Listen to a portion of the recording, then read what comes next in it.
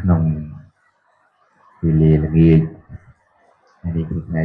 3កើតខែកដិកនៅពេលវេលាកន្លងទៅយ៉ាងលឿនរហ័សតែយើងចូលភាសាថ្ងៃនោះចេញហើយឥឡូវចេញបានជិត1ខែអញ្ចឹងវាចេះតែទៅទៀតហើយអាយុជីវិតរបស់យើងក៏វាចេះតែចម្រើនឡើងពីមួយថ្ងៃទៅមួយថ្ងៃទន្ទឹមនឹងអាយុជីវិតរបស់យើងនឹងចេះតែអស់ទៅសាបសូន្យទៅលុះណាតែយើងធ្វើនៅអំពើជាប្រយោជន៍ជាបុណ្យកុសលក៏ដូចជាការអប់រំចិត្តរបស់យើងនឹងឯងឲ្យល្អប្រសើរពីមួយថ្ងៃទៅមួយថ្ងៃការអប់រំចិត្តនេះគឺជារឿងសំខាន់មួយផងដែរការអប់រំការទូនមានការលត់ដំ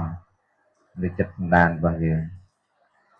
ការធ្វើបុណ្យក៏ជាការអប់រំចិត្តយើងមួយដែរប៉ុន្តែយើងមានទិសដៅដើម្បីអប់រំ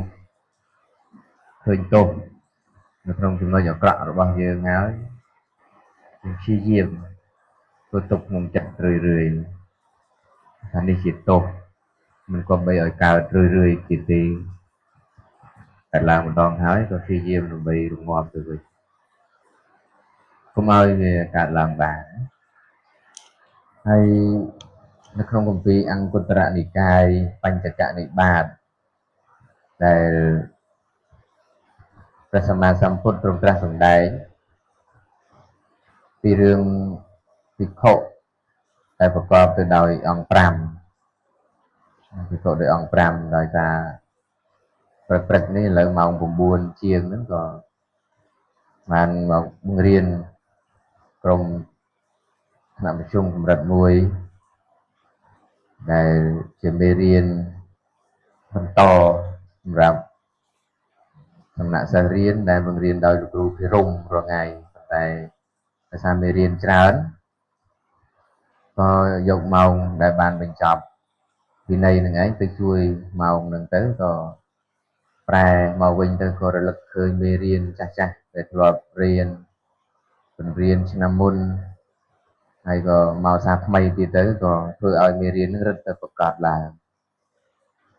ប្រកាសនោះយ៉ាងណាគឺព្រះអង្គទ្រង់ត្រាស់សម្ដែងថាមនាលភិក្ខុទាំងឡាយភិក្ខុប្រកបដោយអង្គ5មិនគួរដើម្បីដល់នៅការចម្រើនដល់នៅការចម្រើនដោយគុណមានសីលគុណដល់នៅការលូតលាស់ដល់ការលូតលាស់ចាក់ឫសគល់មុំតាន់គឺអរិយមគ្គដល់នូវភាពជាអ្នកបរិបូរណ៍ទូលំទូលាយมันអាចទេណាបើសិនប្រកបដោយអង្គ5ហ្នឹងហើយអង្គ5ហ្នឹងអ្វីខ្លះទី1គឺភិក្ខុជាអ្នកមិនមានសទ្ធាអសទ្ធោហោតិជាអ្នកមិនមានសទ្ធា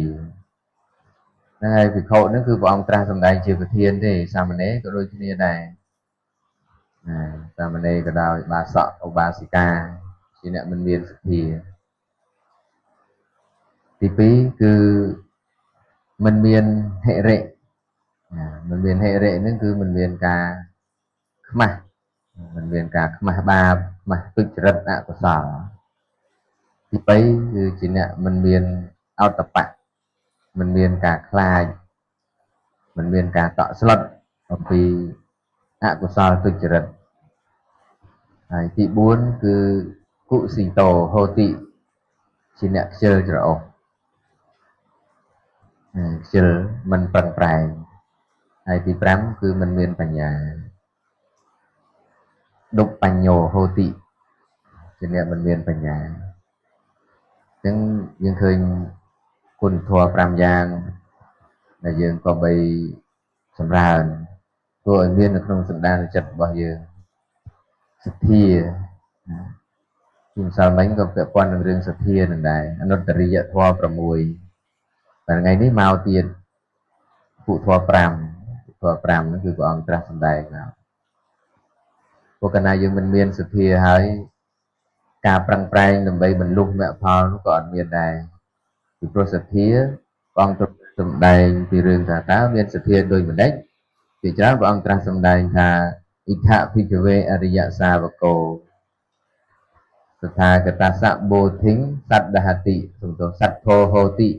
តថាគតាសៈបោធិងសត្តហតិឥតិពិសោភគវាអរហង្គសម្មាសម្ពុទ្ធោវិជ្ជាចរណសម្បណ្ណោសុអុលកវិដូនតរោពុរិសធម្មសារតិសត្ថាទេវមនុស្សនាពុទ្ធោភគវតិមានន័យថាអរិយសាវកនៅក្នុងសាសនានេះជាអ្នកមានសទ្ធាជឿ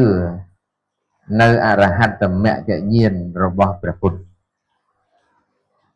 ជឿនៅអរហត្តមគ្គញ្ញាណរបស់ព្រះពុទ្ធថាព្រះអង្គទ្រង់ព្រះនាមថាអរហង្គព្រោះព្រះអង្គទ្រង់ឆ្ងាយចាកកិលេសព្រោះព្រះអង្គទ្រង់កំចាត់បងនៅកិលេស1500ព្រោះព្រះអង្គទ្រង់បំបាក់នៅកម្មនិសង្សច្ចៈបានដល់លោកយៈកុសលអកុសលចេតនាហើយព្រះអង្គទ្រង់គួរទទួលនៅការបូជាដ៏ពិសេសនិងបច្ច័យមានជីវរជាដើមព្រះអង្គទ្រង់មិនមានទីស្ងាត់ក្នុងការធ្វើបាបជឿនៅអរហត្តមគ្គញ្ញាណរបស់ព្រះអង្គដូច្នេះសិនបើយើងមិនជឿគឺការប្រឹងប្រែងដើម្បីបរលុះមគ្គផលនោះអត់មានទេដូច្នេះមិនអាចចម្រើនដោយគុណមានសីលគុណជាដើមទេនេះនោះណាតែយើងជឿតែយើងភាគច្រើននោះមានសទ្ធាយើងមានហើយប៉ុន្តែធ្ងន់ស្រាលតូចធំមុតមមឬក៏ទន់ខ្សោយអីហ្នឹងវាតាមសំគួរតែហើយតែទី2នោះគឺថាជាអ្នកមិនមានអហិរិហ្នឹងគឺការខ្មាស់ការខ្លាចការខ្មាស់អកុសលអទុច្ចរិតហ្នឹងព្រោះតែយើងខ្មាស់ទៅហើយ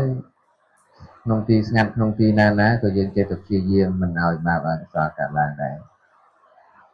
នេះព្រោះដោយយើងអញ្ចឹងពិខុក៏ដោយសាមណេរក៏ដោយដែលយើងរស់នៅជុំគ្នានឹងឯងគឺយើងរក្សាគ្នាទៅវិញទៅមកដោយការដាស់តឿននៃការជួយប្រាប់គ្នាទៅវិញទៅមកនេះឯងបើយើងអត់ដាស់តឿនអត់ជួយប្រាប់គ្នាហើយ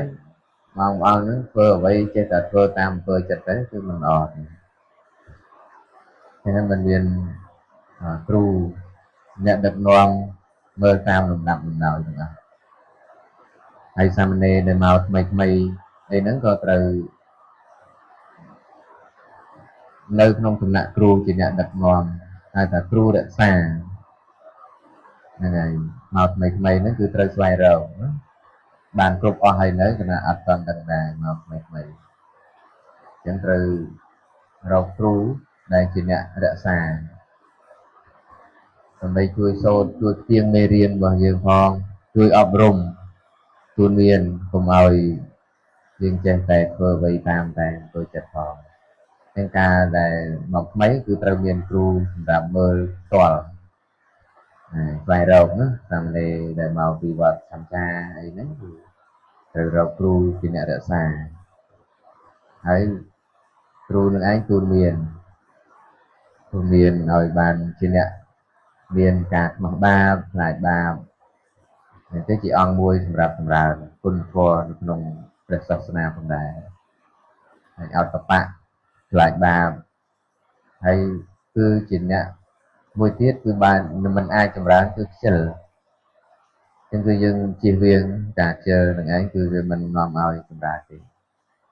ហើយមួយទៀតគឺបញ្ញានឹងឯងតែដោយសារថាពេលវេលាមានកំណត់ទៅគណៈពលសង្ខេបចឹងទៅចាំថ្ងៃក្រោយមានឱកាសពេលវេលាក៏នឹងអធិប្បាយតាមព្រះពុទ្ធបំណងរបស់ព្រះអង្គដែលព្រះអង្គទ្រង់អធិប្បាយម្ដងមួយយ៉ាងណានោះដើម្បីឲ្យបានយល់ជ្រាបនៅក្នុងគម្ពីរអង្គត្រនិកាយនោះហើយដោយសារយើងជាអ្នករៀនគម្ពីរអង្គត្រនិកាយហើយក៏ពោលធម៌សំដែងធម៌សឹងតែអង្គត្រនិកាយនឹងមកហើយព្រោះច្រើនណាប្រហែលប៉ុណ្ណេះដែរ